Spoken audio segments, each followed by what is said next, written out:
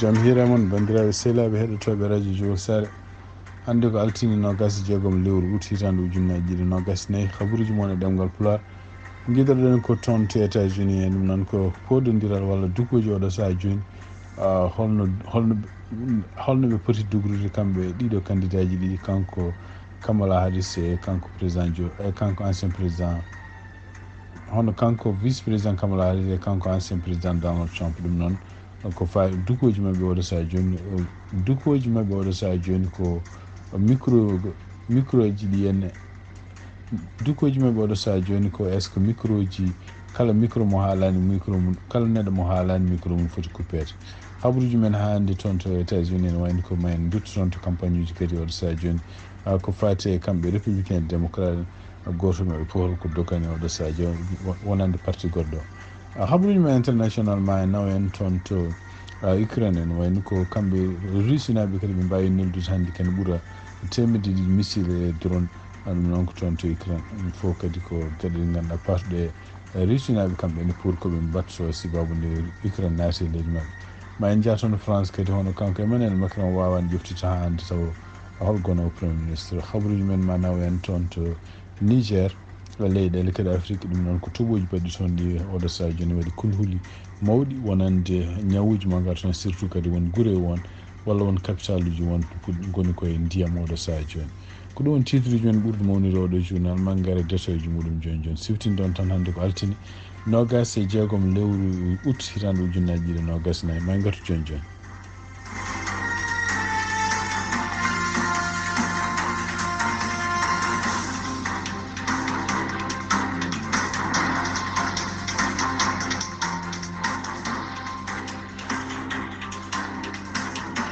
bandiraɓe sehlaɓe heɗotoɓe radio jowol sare jaam hiira moon no mbiɗen ni habaruji men guiɗoɗen ko toon to États-Unis ko siftinde on tan hono kanko Kamala Harris e kanko Donald Trump eɓene continue oɗo saaha joni dugdude holno ɓe poti holno dukoji mabɓe poti wade ñande débat mabɓe baɗo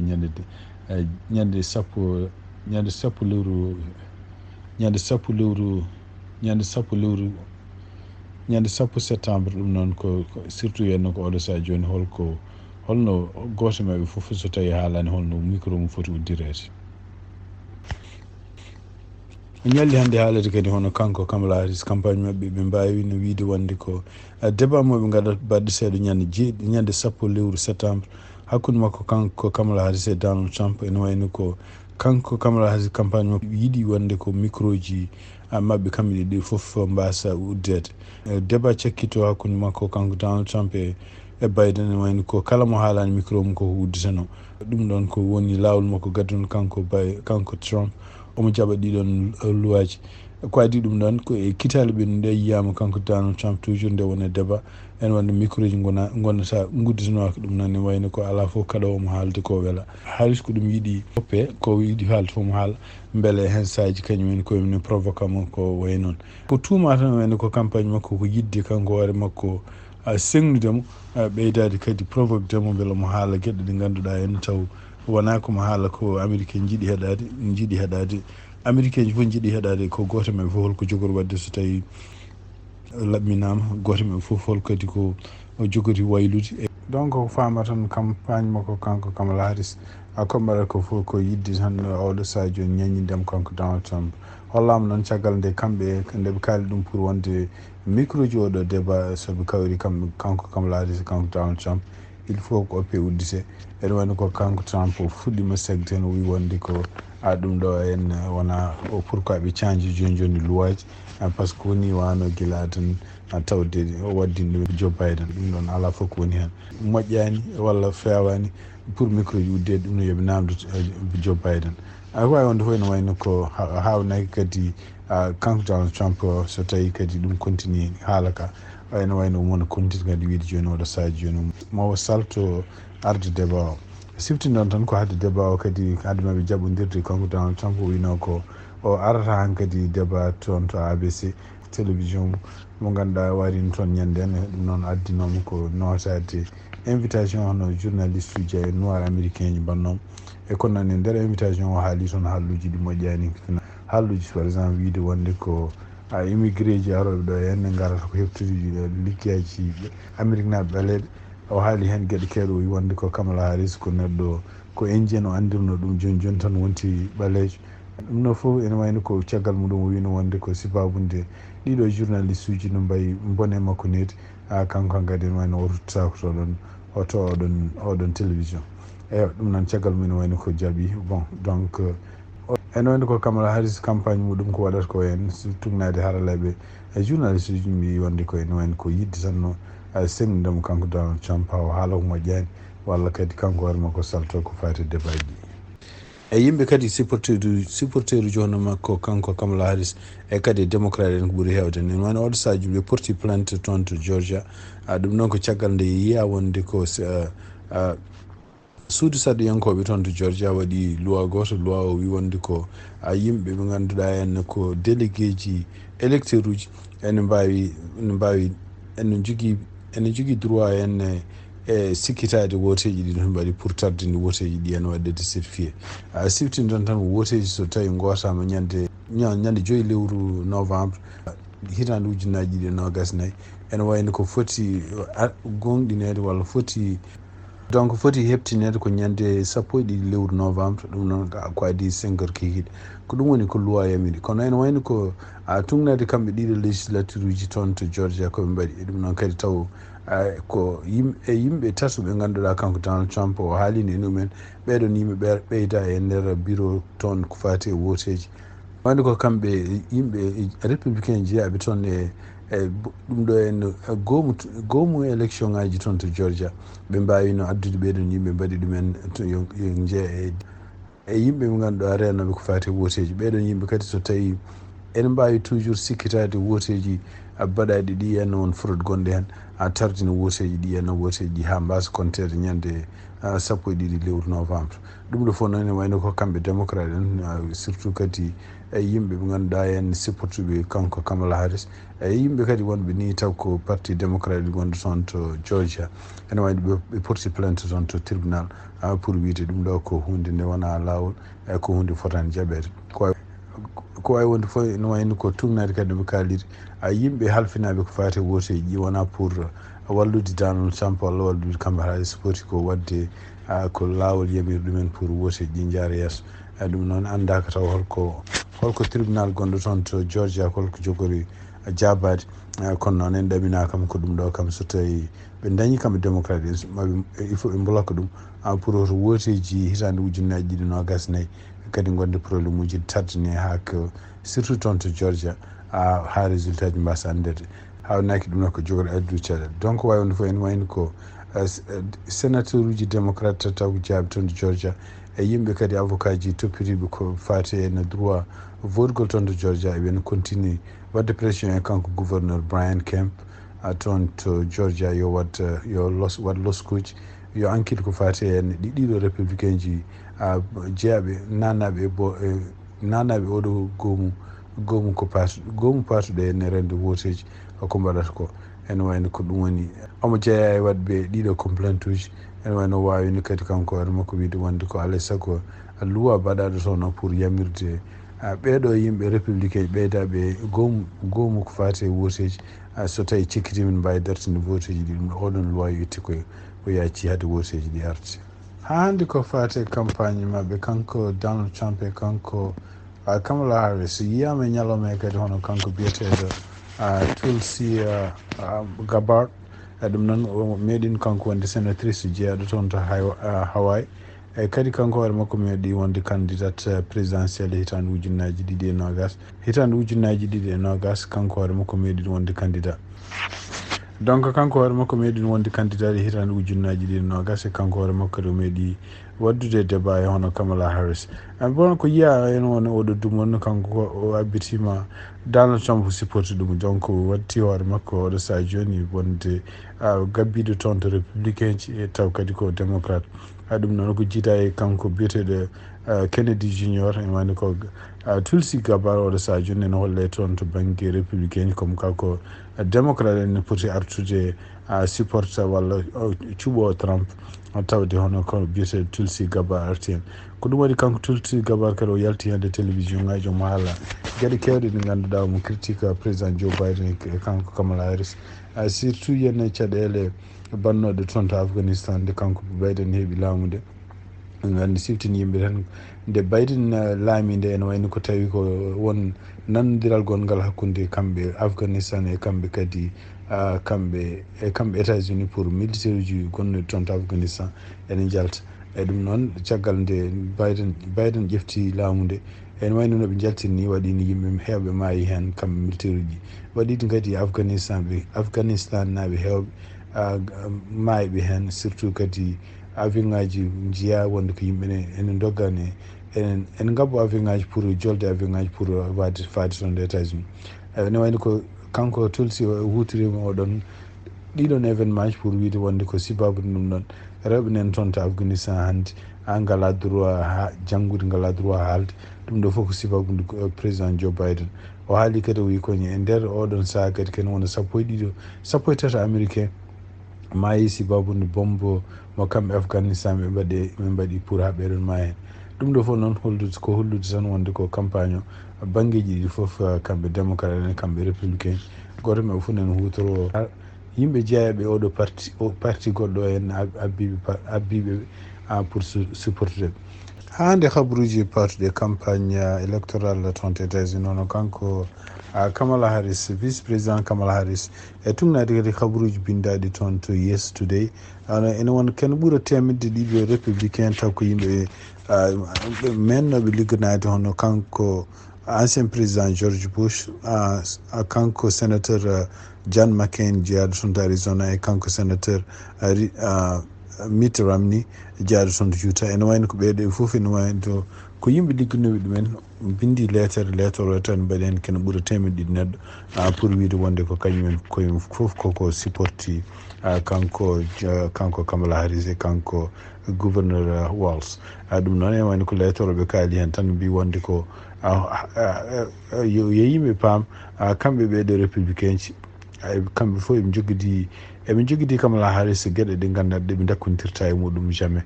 kono noon ene wayno ko suɓade Kamala Harris wonna président États-Unis ɓurata addude jaam e États-Unis ɗum noon ene wayno ko kamɓe ɓeeɗo fof ko yimɓe ligganiɓe kanko ɓeeɗo yimɓe haalaɓe donc ko fama tan signinɓe lettre ma gon temedde ɗiɗi e capantato e jeetato neɗɗo taw ko fof ko républicain ji ligganoɓe e gouvernement ji walla président ji ɓoyɗi ko jiida ɗum kadi ne waɗi groupe goɗɗo kadi nde ganduɗa kamɓe kadi mbiyata ko ken wona temedere capanɗe joyyi neɗɗo taw ko ɓen kadi mbiyata ko anti Trump ɓeɗo fof ene wayno kadi koyemen hawnaki ene jeeya hen yimɓe ligganoɓe ko fate ligganoɓe président ji ɓennuɗi taw ko jiida e makko kanko Donald Trump ene waɗi kadi ligganoɓe hen e gouvernement makko kanko Donald Trump ɓeɗo fof kadi kañumen bindi lettre pour ne supporti hono kanko Kamala Harris e nder élection ngaji garoji donc mbi ko kanko votante ɗum noon e kañum koyemen won hen kadi ne jeeya oɗo saha joni e yimɓe jeeyaɓe campagne makko kanko Kamala Harris.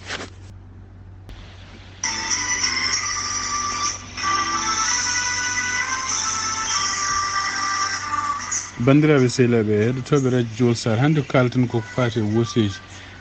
ɗeɗo balɗe fof eɗen kalno holno yimɓe mbaɗirta registré e holde vote e gueɗe mbaɗ noon kono noon e tugnade kadi e téléphone aji noddaɗi bon ene wayno ko ma en mbaylu seeɗa holno ko mbajorɗen yimɓe ko adi foof ko d' abord en kalino ɗo guila ñanden goto e moɗon fof joguiɗo kayitaji Amérique tawde kay ko citoyen yo ƴeew holno wawiri yaade to nokku ɗo windi ɗo wawi winditade nokku ɗo wawi winditade noon ko état mo gonɗa foof e wuuro gonɗa foof ne woodi kawni ɗo gonɗa so tawi aɗa jogui feere no jaaɗoɗa toon aɗa wawi yaade toon so tawi aɗa jogui kadi feere no ganduɗa bawɗo walludema nadde internet oɗon jaaha toon ko site wiyete ko vote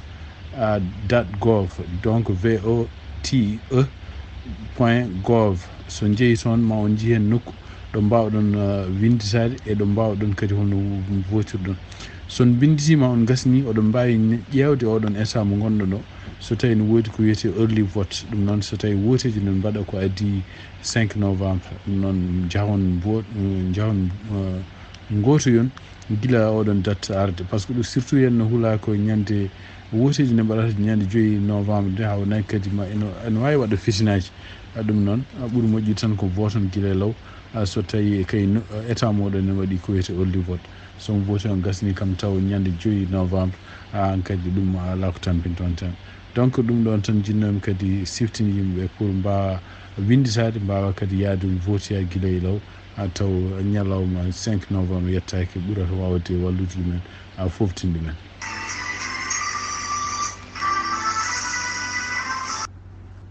ɗum noon ko ñalli haalede hannde ko hono kamɓe compagnie biyeteɗo SpaceX ɗum noon ko compagnie mon kanko Elon Musk jeeyi ɗum noon kadi ko compagnie neldo diwirɗe laaɗi diwirɗe toon to ene wayno ponno diwde hannde oɗo jamma toon to ummade toon to Florida kono ene wayno ko avion ɗum ɗo maɓɓe amani ko laani kadi dartinama wattama kadi diwgol maɓɓe wonata ko alarba garoɗo o ɗum ene wayno ko soɓe jettima toon to dow leydi so en ken noɓe mbi ken wonde temedde jeeɗiɗi capanɗe maari ɗum noon ko ujunere temedde 4 kilométre taw ko dow leydi ɗum noon kadi ko nokku mo ganduɗa ɓe mbi to ko radiation woni toon ene wayno ko nden kadi ɓe kutorto laana gotka walla koɓe joole muɗum wiyata EVA kaɗon laana ene wayno ko extra véhiculaire activité mbiyata ɗum noon kadi wallataɓe ko wawde ƴewde hollo hutorade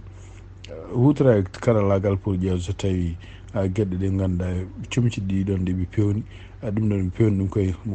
ɗiɗon comci ne wayno ko ɓe inventé ɗum tan ma won joni duuɓi ɗiɗi e feccere ɗum noon ene wayno ko ɗum noon kadi ma walluɓe caggal muɗum wadde gueɗe kewɗe ko mbiyata expérience uji kewɗi toon e oɗon nokku ko oɗo mission fof wonnata ko balɗe 5 caggal muɗum noon ko nden ɓe ƴewata kamɓe koye maɓe artude kadi ummade joltude e laana mabɓe kadi artude e leydi ɗum noon kadi ko hunde hulɓinide kono ɓe mbiri ni mission ngaji fof jahoji dow gartoji kadi less koye danger mawɗo woni sibabude surtout noon ko ɗoɓe goni ɗoɓe gonata ɗo henna ko ma won hakke 1649 degré nguleyki ɗum noon taw ko celsius ɗum fof kono noon ko hen ɓe joltata kadi après caggal muɗum ɓe haaɓe paando leydi ɗo wawi foddeɓe ɗen kadi woni ɗo leydi wawi foddeɓe ko ɗon kadi ɓe mbawata hutorade parachute comme ça ene ɓe telloro leydi seesa tan aussi vitesse muɗum ɗum noon ko ɗum woni caggal muɗum noon ɗum ɗo fof ko fewnitade pour hedde mois de janvier walla février ruttade toon to weeyo kadi e yaade surtout henna to nokku mo gonɗa hen eɓe jogui galle gonɗo toon e weeyo ene woni ko yimɓe ɗiɗo astronaute uji ɗiɗi nen toon kaali ne ponno artude ma won lebbi 2 walla lebbi 3 ɓennuɗi kono ko danki dañde laana nawnoka ɗumen ka holno artiri ɗumen par ce que hawnaki laana ka soɓe jolti hen ɗum koko ene wawi sumde lawol kaɗon laana noon fewnuno ɗum ko Boeing ene wayno ko oɗo saha joni Boeing ne jogui caɗele illa so tawi kamɓe SpaceX ɓe mbawi yaade toon ene wayno ko ɓeɗon yimɓe heddi wonɓe toon ɓe wonduɓe yimɓe wadɓe on toon kamɓe ɗiɗi ɓe fonnama artude ɓe il faut ɓe ganda toon ha janvier hitande 2025 ko wawi wonde fof ɗum ɗo kadi ko hunde ñallude haalede télé e ɗum ko ɗum waɗi oɗo saha joni hono kamɓe SpaceX e surtout henne kanko Elon Musk e kadi omona eɓena mbasodira kamɓe e ardinoɓe Boeing ene wayno ko Boeing ko kañum joguino toujours kañum fernanno toujours laaɗe ɗe NASA fernanno pour yiyade dow weeyo ene wayno ko kamɓe Boeing ɓe kalino mbino ko SpaceX wawa jogorani uddade ɓe yaade toon to Mars kono ene wayno sibabude hannde Boeing jogade ɗum caɗele surtout ene laana muɗum yaade hatoto en to galle gonɗo to weyro mbiyata ɗum station gonɗo toon to weyro e yimɓe kalade toon ronkude artude ɗumen ko kamɓe SpaceX jogori wallude artirde ɓeɗon yimɓe ɗum ɗo fof kadi ne wayno ko caɗele mawɗe caɗele technique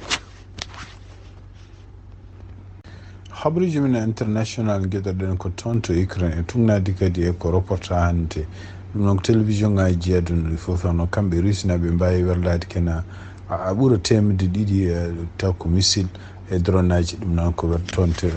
Ukraine ɗum ɗo fof noon ari ko caggal nde kamɓe rusinaɓe ɓe continue hande ɗum ɗo fof ari ko caggal nde kamɓe Ukraine naɓe ɓe nanno toon to Russie toon to banggue biyeteɗo Kursk e kadi eɓe no continue oɗo saaha joni ɓeydade jogga heɓtude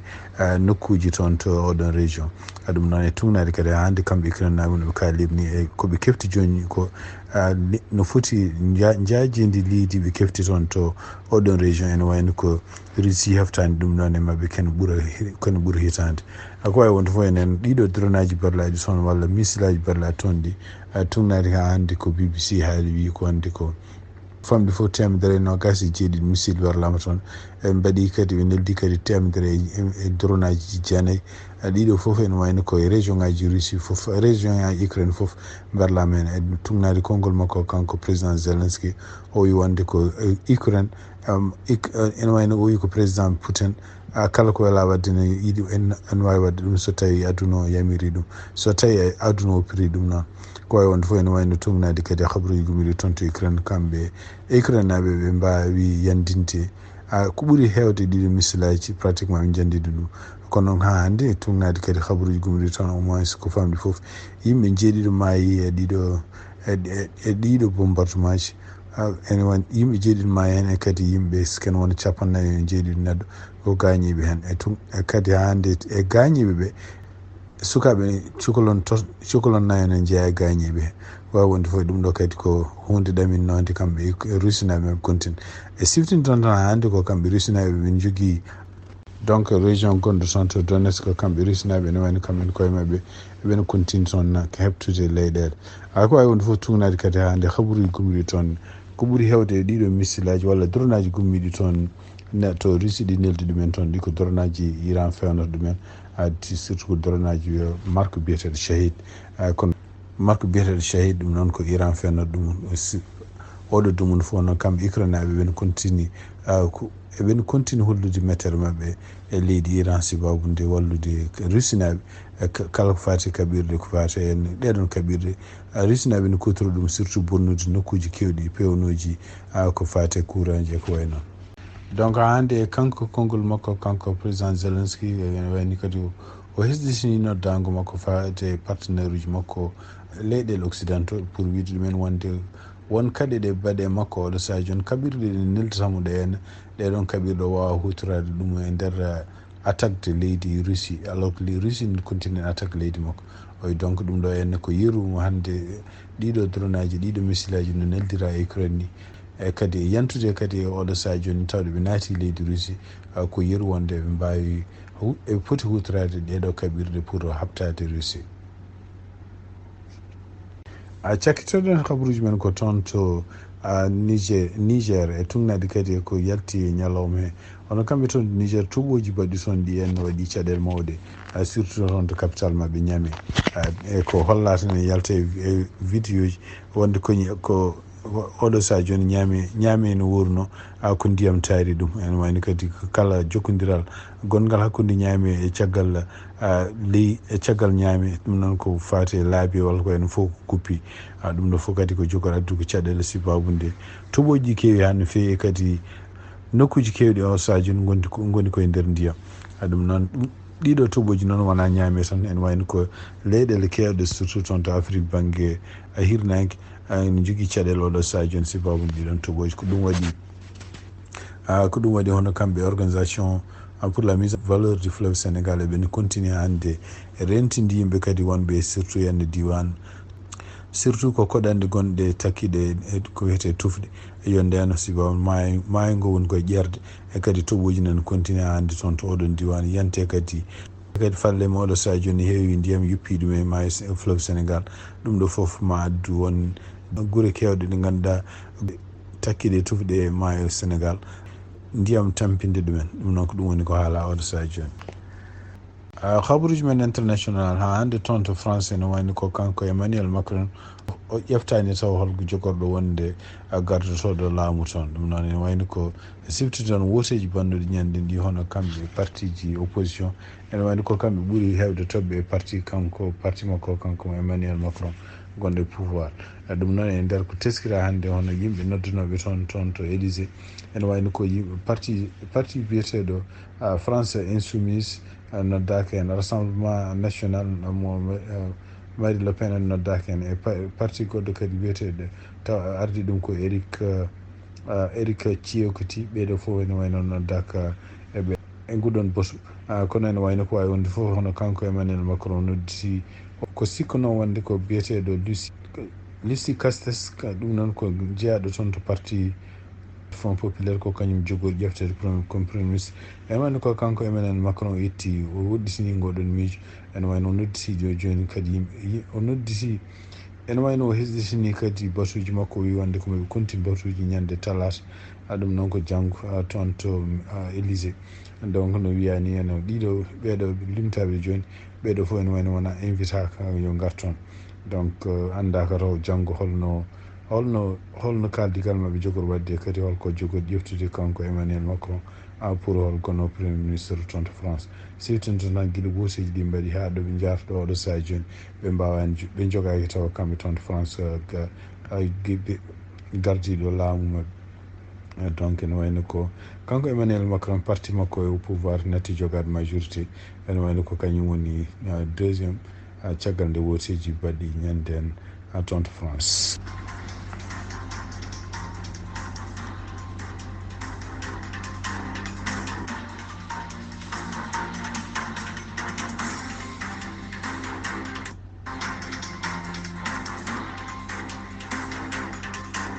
bandiraɓe sehlaɓe heɗotoɓe radio Jowol Sar ko ɗi kabaruji min jogon noon hannde oɗo ñalawma